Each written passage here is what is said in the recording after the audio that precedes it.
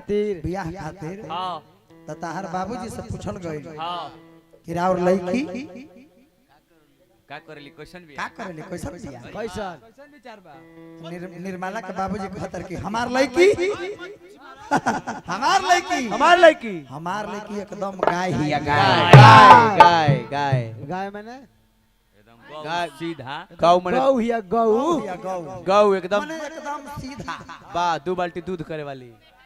मैंने थान बात ठीक बना खान पान ठीक बा सब गौ हिया एकदम गौ हिया गौ एकदम सीधा हिया बेचारी तो लड़का पक्ष वाला इनकर बियाह होता तो लड़का इनकर ससुर लड़का का पिताजी तो एकदम बियाह होई कुंडली मिल गई एकदम बियाह होई तिलक करुआ फेरा में मत रही ना एकदम गारंटी देता नहीं एकदम बियाह होई राउर लड़की गाय हुआ नु राउर लड़की गाय हिया नु तो हमरो लड़का कोनो बैल से कम नहीं दाम बियाह होई दाम होगा गन्ना मन्ना बैठ रहा है गाना मन्ना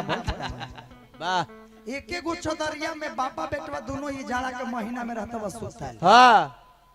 एक चौदरिया में टन के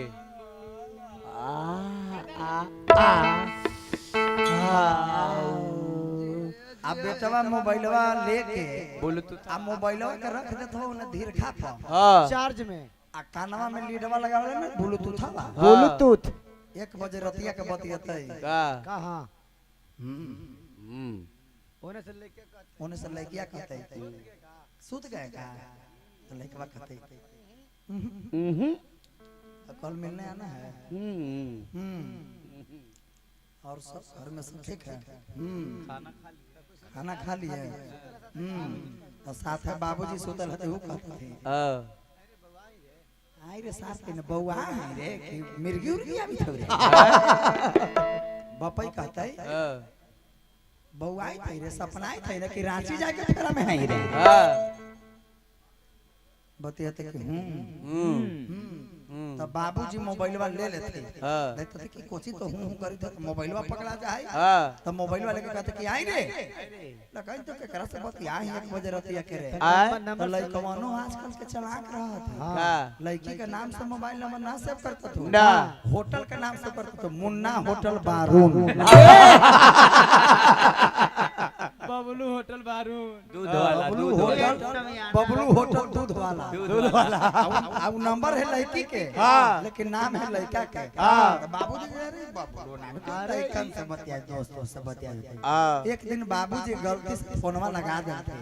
तो उनसे लड़कियां बोली थी हेलो काडा सोना कहां बा सोना तो लड़का के बाबूजी के साथ में सोना चांदी के करे लगे कि बेटा हमर बौरा का निर्मला जी तोने तोहर हाल बेटा भी कितनो लाडल हो उस सर पे चढ़ाना न चाहिए